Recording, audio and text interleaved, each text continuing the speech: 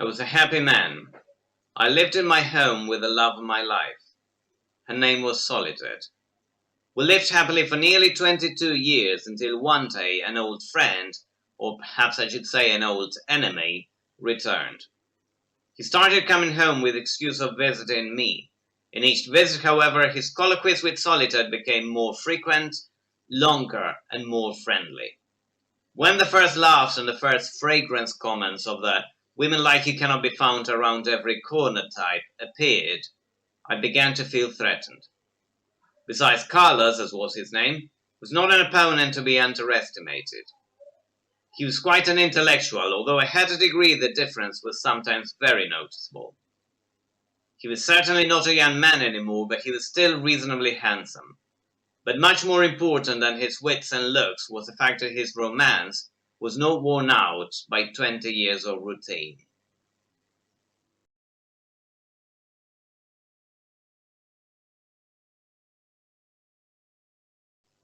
They say attack is the best form of defense, so my first move was to criticize my enemy right after every visit.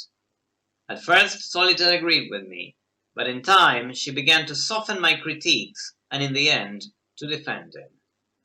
One day I arrived back from work and I found him at home.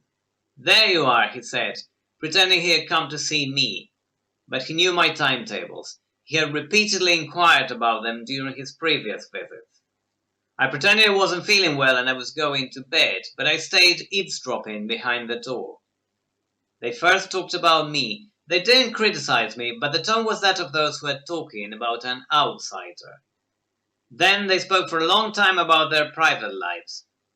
I decided it was a good idea to interrupt the conversation before it went any further, and so I did. I said I was feeling better and put the kettle on to brew some tea. Solitude offered to prepare it, and he excused himself and left.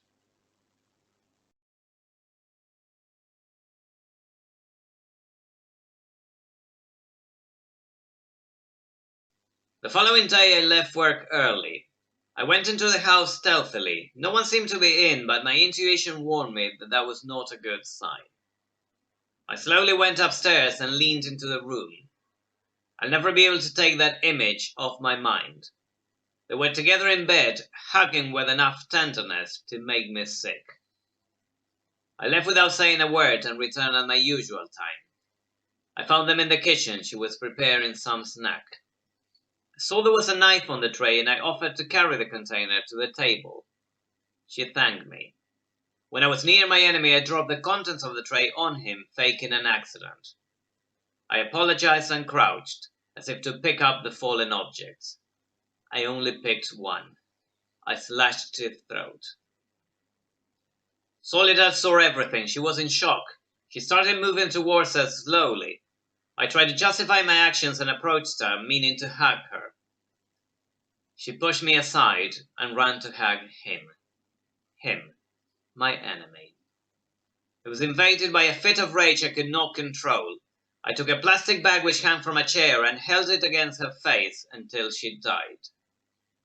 Then, as coldly as someone who has lost his soul, I dug a hole in the garden and dumped both bodies inside. But when I was about to start covering them, my love opened her eyes. At first I was happy, thinking my attempt had failed and she had just been unconscious. But then I realized that my enemy's eyes were also open. It was impossible.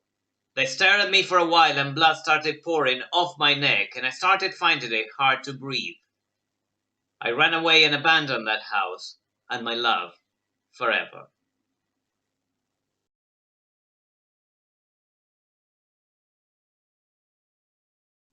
For years I lived as a homeless man at the train station.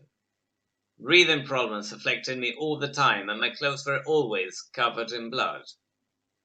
One day I felt the need to come back home.